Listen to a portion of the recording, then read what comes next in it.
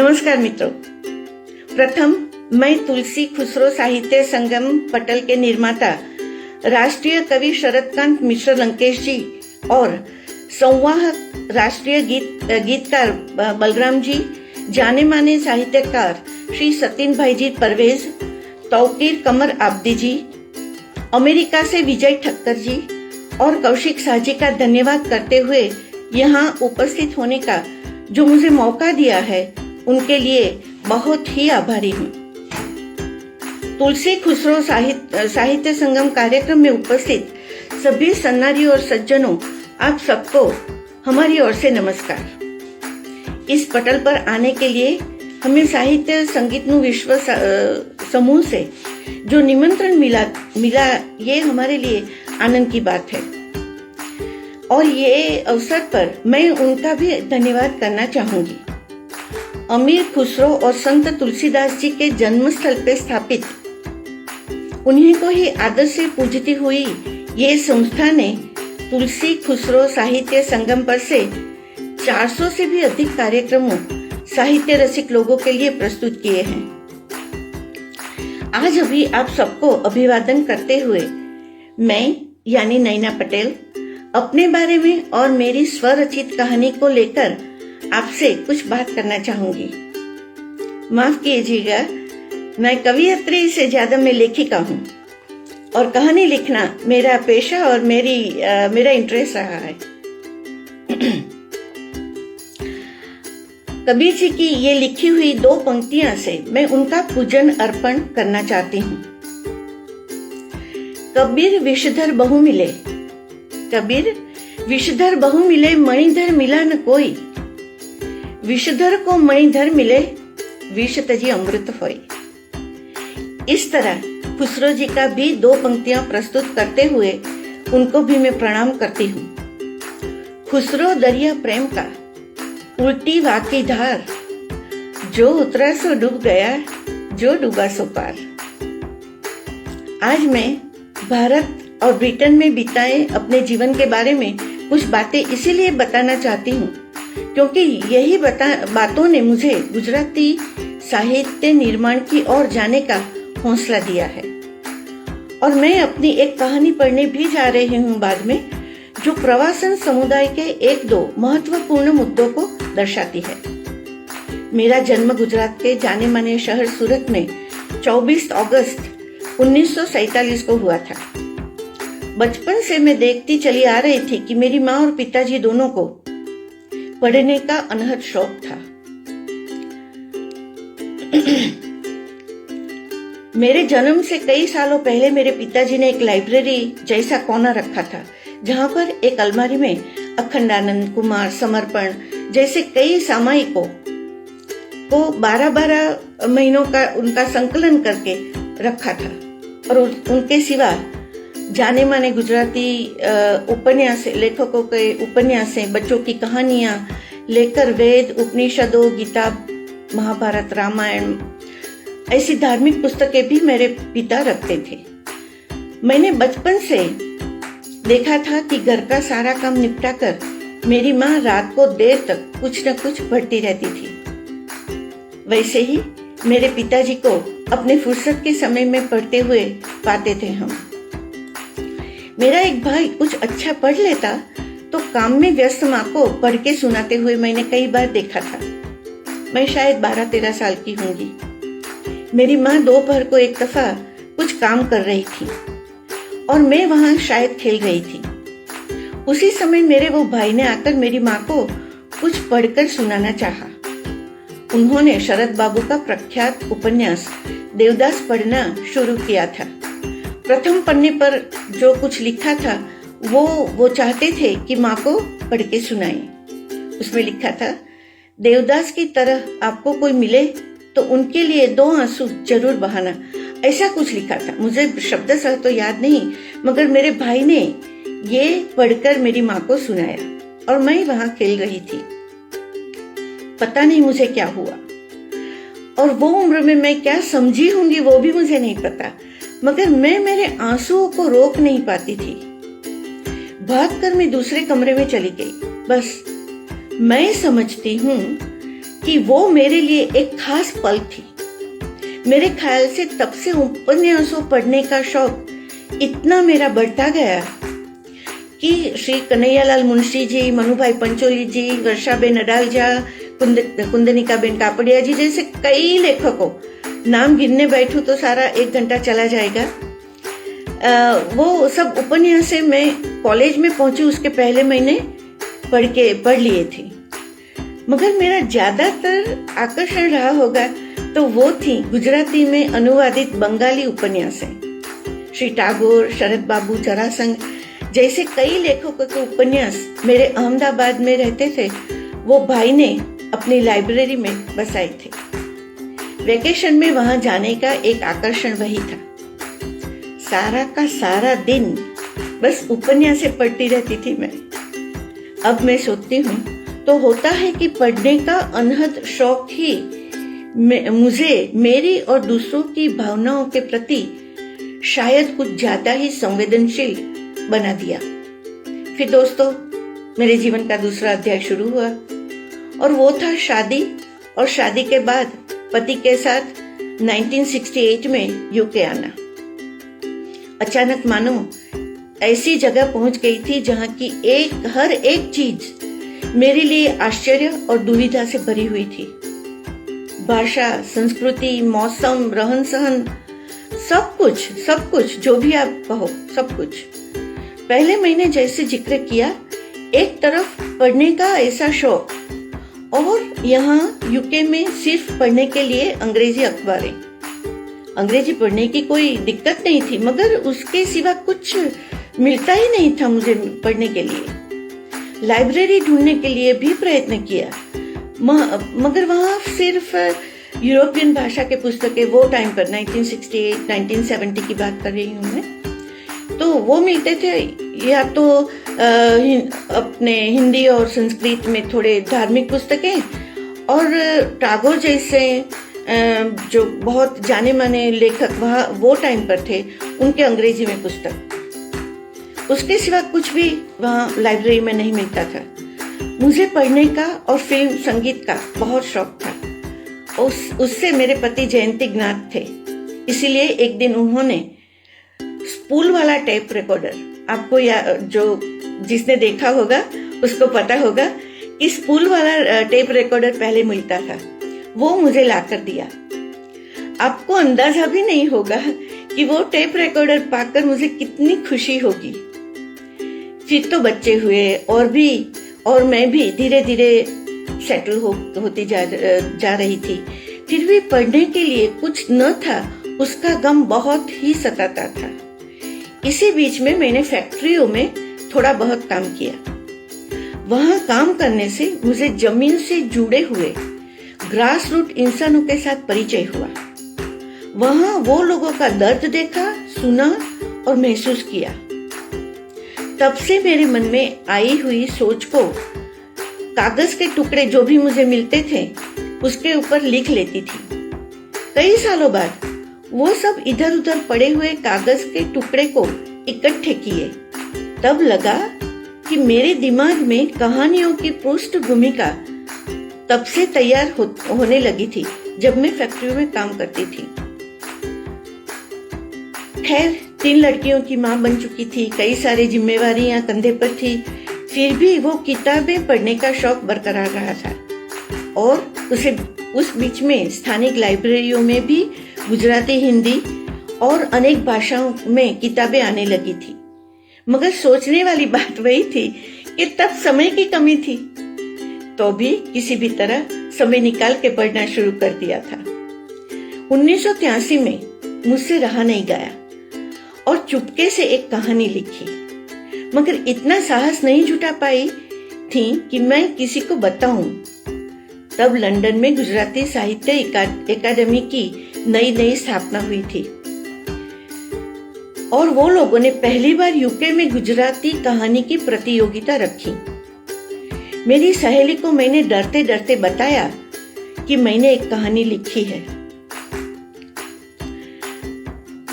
तो उन्होंने मुझे डांट के वो कहानी प्रतियोगिता को भेजने के लिए मजबूर किया।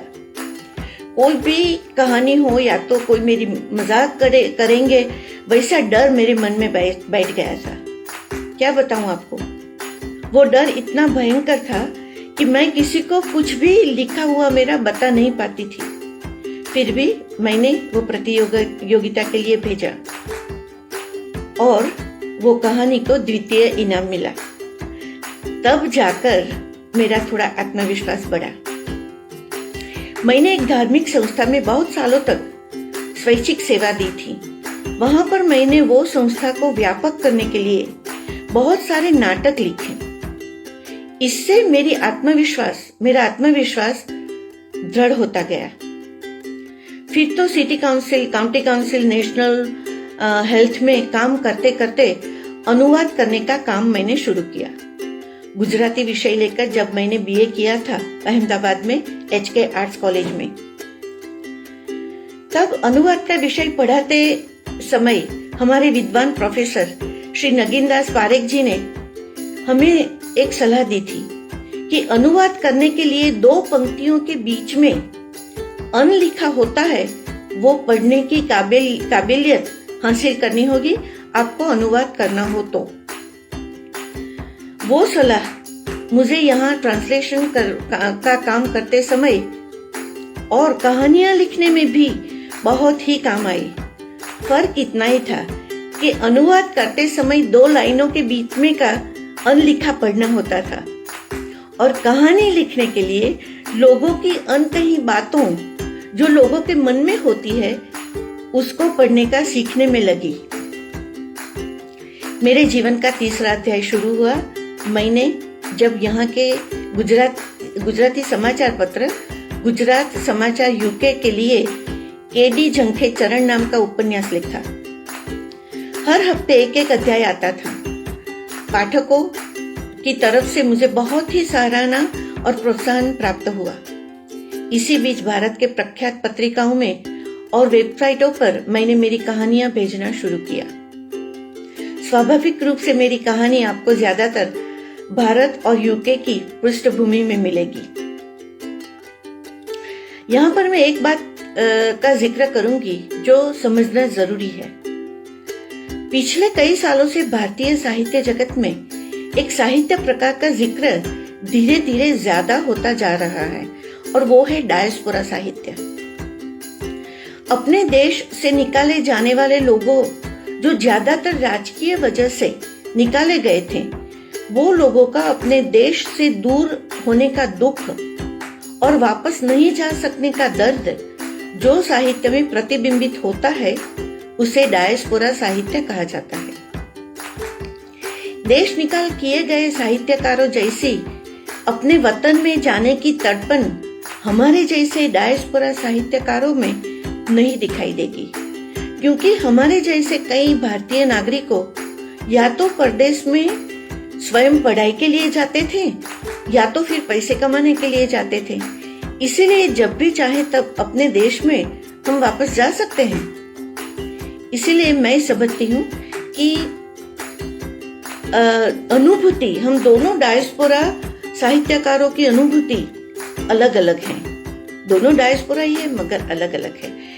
फिर भी 1-2 बात पे हम डायस्पोरा सर्जकों में 2 बात कॉमन है और वो है भारत का राष्ट्रगान। कहीं पर भी सुनकर हमारे रोंगटे खड़े हो जाते हैं। और भारत और इंग्लैंड के साथ क्रिकेट खेलता है, जब भारत और इंग्लैंड क्रिकेट खेलता है तब यहाँ रहकर भी भारत के पक्ष में ही हम नारे लगाते हैं। वो दोनों बात हम डायस्पोरा में शायद कॉमन होगी।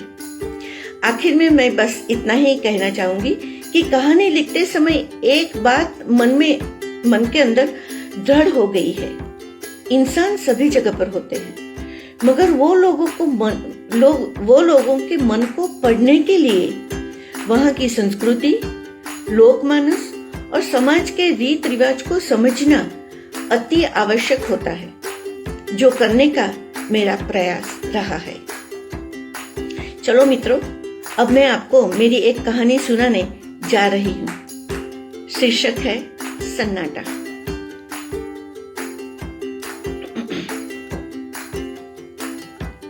सन्नाटा। चलो अपना मुंह खोलो मार्टिन। मैं नहीं खोलूंगा। क्या आप जल्दी से अच्छा होना चाहते हैं कि नहीं? मुझे क्या हुआ है, मैं तो ठीक हूँ। आप ठीक हो तो फिर इस वार्ड में क्यों आए हो? मैं खुद नहीं आया, मुझे किसी ने जबरदस्ती यहाँ ले आए हैं कोई मुझे। नर्स, क्या आप जानती है मुझे यहाँ कौन ले आया? अच्छा, मुझे तो पता नहीं है, मगर आपको याद करना है कि आपको यहाँ कौन छोड़ गया। हाँ, वो तो मुझे जानना ही है, इसीलिए तो मैं आपको ये दवाई दे रही हूँ। ये दवा आपको याद करने में मदद करेगी। जीना ने दवा की गोलियां मार्टिन को थमा दी। मार्टिन ने अपनी आंखों में संदेह के साथ दवा निगल ली। चलो मार्टिन, अब आप कॉमन रूम में सबके साथ जाकर बैठो, ओके? कहकर जीना दूसरे वार्ड में चली गई। मानसिक स्वास्थ्य वार्ड में मरीजों के लिए जीना फ्लोरेंस नाइटिंगेल की तरह है। जैसे ही दूसरे वार्ड में जीना वो इंडियन मरीज धीरू के पास गई, धीरू ने गुजराती में जीना के साथ बोलना शुरू कर दिया। इसमें धीरू का कोई दोष नहीं है। इटालियन पिता और अंग्रेज माता के पेट से पैदा हुई जीना की त्वचा तांबे जैसी है, बाल घने भूरे रंग के हैं और वैसी ही आंखें। देखकर कोई भी उसे भारतीय समझने की गलती कर सकते हैं। धीरू, जो कि ये वार्ड में नया आया है, उसको विश्वास हो गया है कि वो भारतीय ही है। जीना ने धीरू को स्टॉप का इशारा किया और वार्ड में सफाई का काम करने वाले रे को बुलाया। रे का असली नाम ऐसे तो रमन है, मगर सब कोई उसे रे कहकर बुलाते हैं। वो गुजराती है और अंग्रेजी भी बोल सकता है। वो अपना काम छोड़कर मुंह पर नापसंदगी जताकर आया और धीरू की ओर तिरस्कार भरी नजरों से देखते हुए जीना को पूछा, हाँ जीना, आज इसने क्या किया? धीरू दीवार की ओर पलटकर सो गया। नन्हे बच्चे को समझाते हैं उसी स्वर में जीना ने धीरू को कहा, धीरू, तुम्हें जो भी कहना है वो सब अब ये रे को बताओ, ठीक है? जीना जो बातें धीरू के लिए बोलती गई, रे उनका गुजराती में तर्जुमा करके धीरू को बताता गया। तुम यहाँ रहने का पसंद नहीं करते धीरू? दीवार की ओर अपना मुंह घुमाए लेटा हुआ धीरू ने अपना सर हिलाकर ना कहा। आप जो दवा लेते हैं ना, उनकी असर क्या हुई वो जानने के लिए आपका खून जांच करने के लिए लेना तो पड़ेगा धीरू। आप समझते हो ना? जो भी कहना हो वो कहो, मैं किसी को भी मेरा खून लेने नहीं दूंगा। लहू देने में तुझे आपत्ति क्या है धीरू? जीना ने जानना चाहा। अचानक धीरू ने पलटकर गुस्से में आकर कहा, वो रात को आकर मेरा शरीर का सारा खून पी जाता है। उसने मेरे शरीर में खून का एक बूंद भी कहाँ छोड़ा है? जीना की आंखों से करुणा टपकने लगी। भूत, पिशाच और काला जादू जैसे अंधश्रद्धा से भरे हुए समाज से धीरू आता है। वो समाज ज्यादातर अनपढ़ है। मानसिक बीमारी से पीड़ित धीरू को लगता है कि रात को कोई आकर उनका खून पी जाता है। धीरू को दी जाने वाली दवा की मात्रा को तय करने के लिए उनके रक्त की जांच करना अति आवश्यक है, मगर समझाए तो भी धीरू को कैसे समझाए? जीना को कुछ भी समझ में नहीं आता था। वही समय पर बाहर कॉरिडोर में शोर बकोर सुनाई दिया, जो कि ये वार्ड के लिए शोर बकोर कोई नई बात है नहीं। फिर भी जीना ने बाहर झांक कर देखा। एक अफ्रीकन कैरेबियन युवक को भर्ती करने के लिए लाया गया था। उसे बमुश्किल पुलिस और एम्बुलेंस वाले लोगों ने पकड़ा था। वो झटपटा रहा था। अब किसी भी तरह से उन्हें टीका द्वारा दवा लेने के लिए मजबूर किया जाएगा।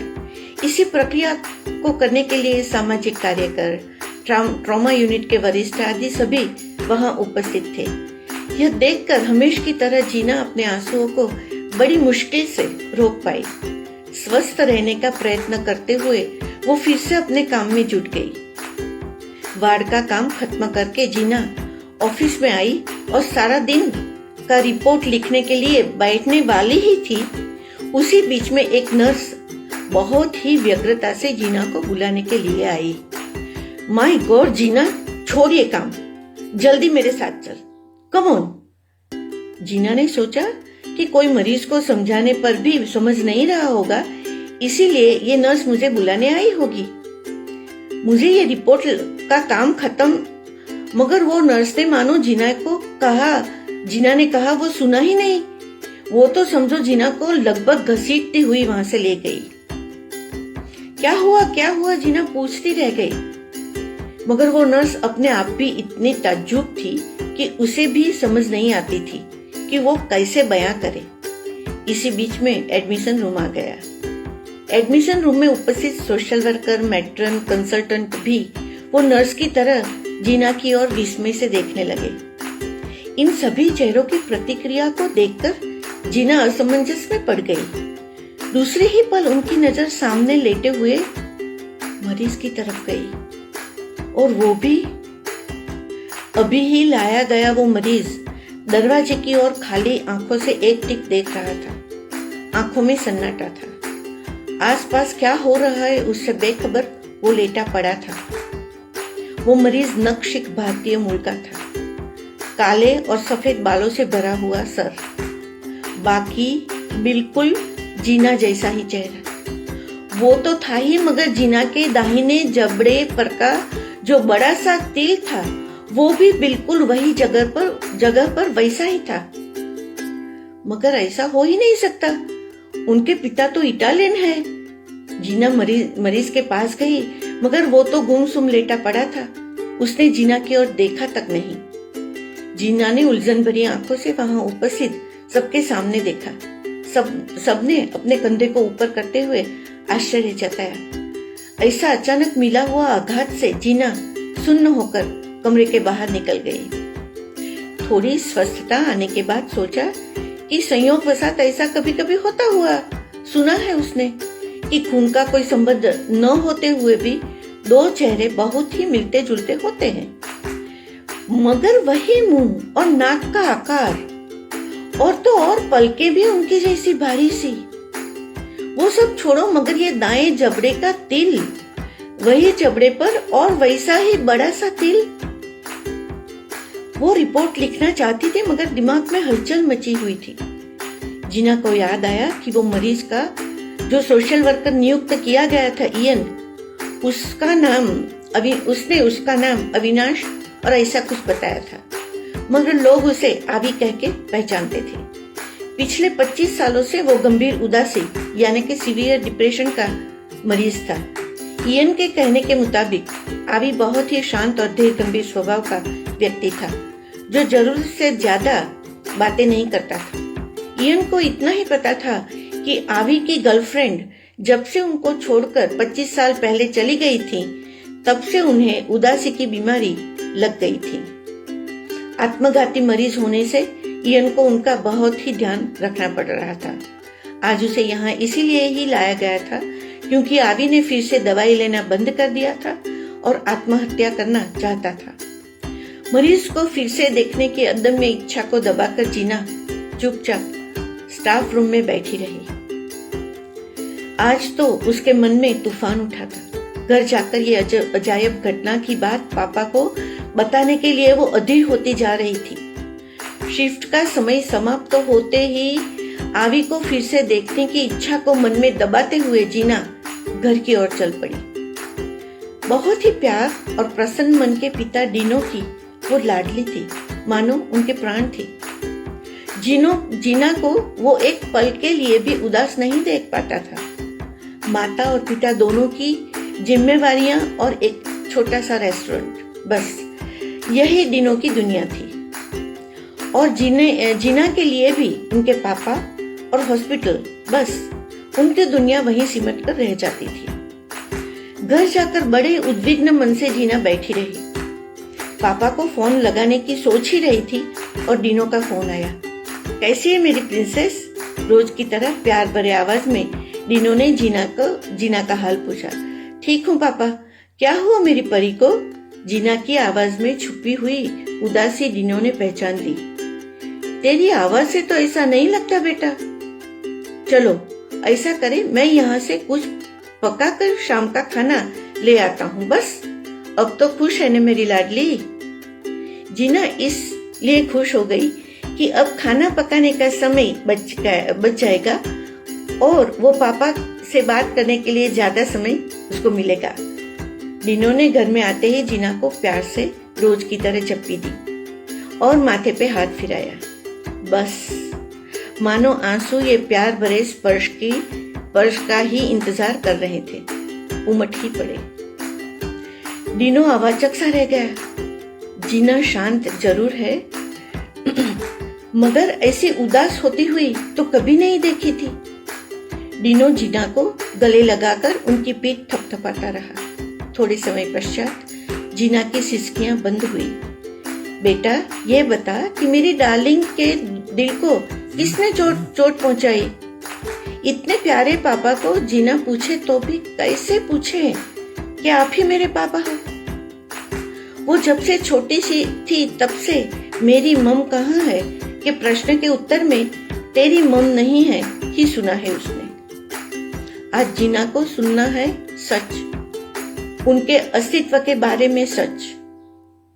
पहला तो सॉरी पाक कहकर जीना ने स्वस्थ होने का प्रयास किया। अभी भी जीना बड़े ही संदेह में थी। शायद सच के पीछे कोई भयानक बात निकलेगी तो। सारा दिन का थका हुआ यह अधेड़ आदमी ने जीना को बस प्यार दिया है।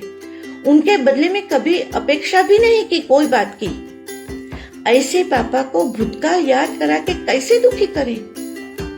मगर दूसरी तरफ वार्ड में देखा हुआ मरीज का चेहरा भी तो आंखों के सामने से नहीं हटता था। खाना पीना निपटा कर दोनों बैठक वाले कमरे में आए। दीना से जीना की ये उदास चेहरा बर्दाश्त नहीं होता था। जो भी कहना है वो दिल खोलकर कह दे बेटा, मैं तुझे ऐसा नहीं देख सकता। जीना अपने मम कम पापा को करुणा भरी नजरों से देख रही, फिर स्वस्थ होने का प्रयत्न करते हुए कहा, देखो पापा, मैं आपको वचन देती हूँ कि मुझे जो भी पूछना है वो पूछने से हमारे प्यार में कोई फर्क नहीं पड़ेगा। डिनो को वर्षों से जिस बात का डर था वो पल आ पहुंची थी। बड़े प्यार से जीना का हाथ थपथपाते हुए डिनो ने कहा, पूछ बेटा, आज जो भी कहूंगा वो बिल्कुल सच होगा। आने वाली पल से डरा हुआ कांपता हुआ जीना का स्वर कब स्वस्थ हो गया जीना को भी पता नहीं चला। पापा, मुझे जन्म देने वाली स्त्री कौन थी? मुझे ये भी नहीं जानना है कि वो जिंदा है या नहीं। डिनो पल दो पल जीना की ओर देखता रहा। शुरू करे तो भी कहां से शुरू करे? वो मनोमन में सोच ही रहा था, तब जीना ने फिर से बोलना शुरू किया। पापा, आज अचानक मैं आपसे ये क्यों पूछ रही हूँ? ऐसा प्रश्न आपको हुआ होगा ना? क्या हुआ पापा कि आज मेरे वार्ड में एक मरीज आया। उनका नाम आवी है और वो इंडियन है। डिनो ने सोचा तक नहीं था कि बात ऐसे जीना के सामने आएगी। वो आश्चर्य से जीना की ओर देख रहा। पापा, मैं अकेली ही नहीं, मेरा वार्ड का सारा स्टाफ आवी और मेरे मुंह का सामने देखकर चकित से रह गए हैं पापा। यहाँ तक कि ये तिल भी बिल्कुल वैसा ही, कहकर उसने अपना दाहिने जबड़े का तिल दिखाया। डिनो भूतकाल की नर्क जैसी घाटी में मानो गिर पड़ा। जीना भी चुपचाप कमरे की छत की ओर देखती रही। उसे पता है कि आज वो अपने प्यारे पापा को कोई घाव के ऊपर मलहम लगाने की जगह घाव को खरोंचने बैठी है, उसके ऊपर नमक छिड़कने लगी है। मगर आज वो मजबूर है।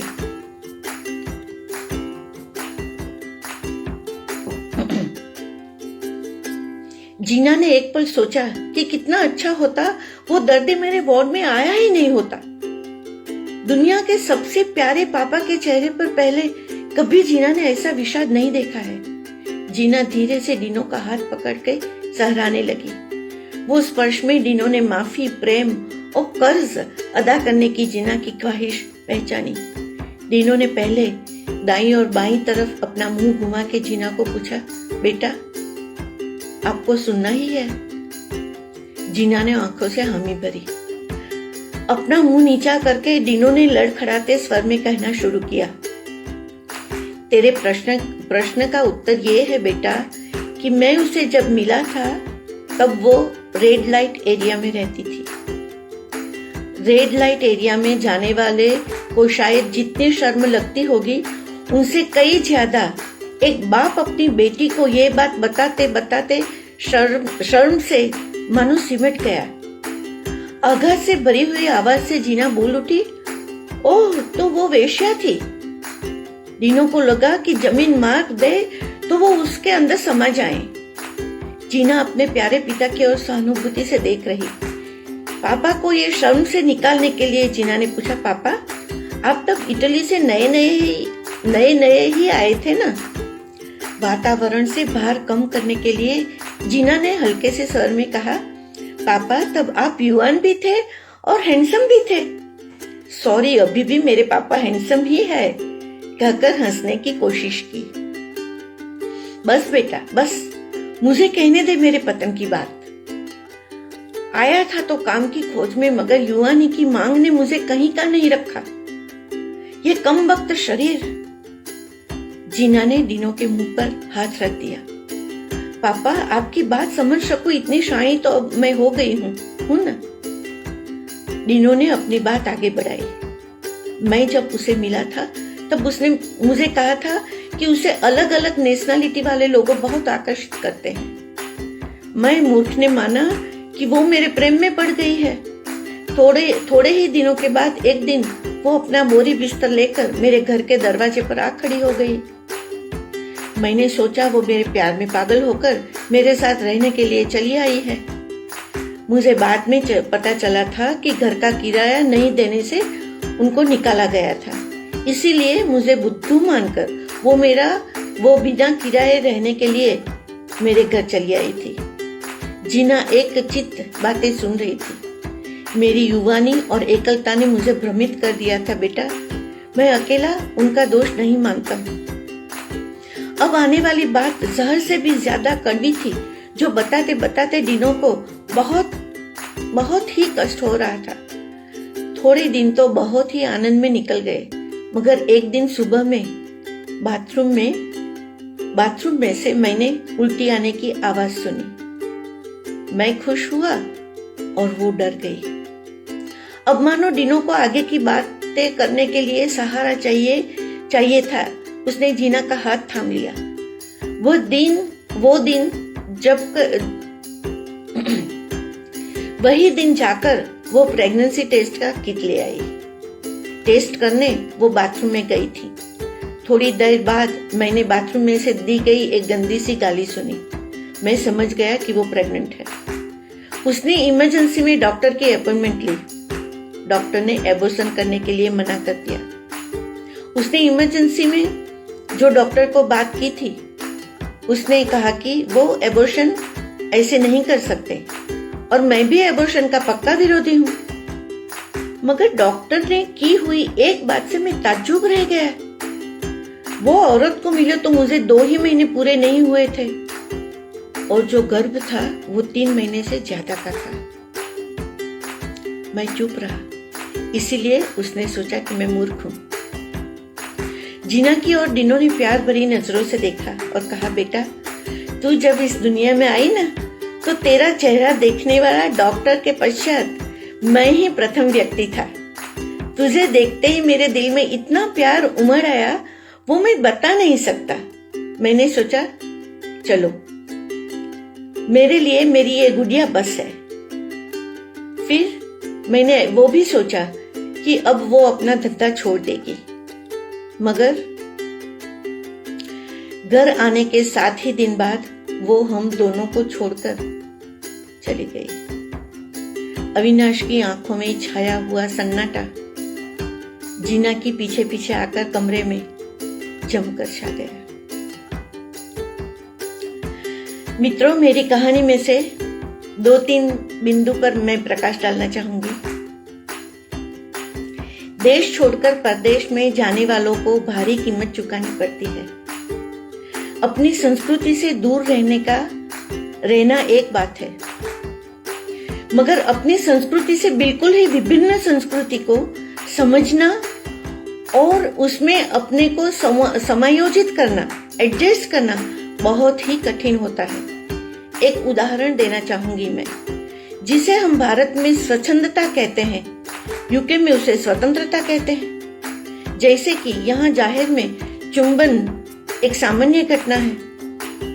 1950 की साल के आसपास यूके आने वाले में ज्यादातर भारतीय पुरुष या तो कमाने के लिए आते थे, नहीं तो फिर पढ़ने के लिए आया करते थे।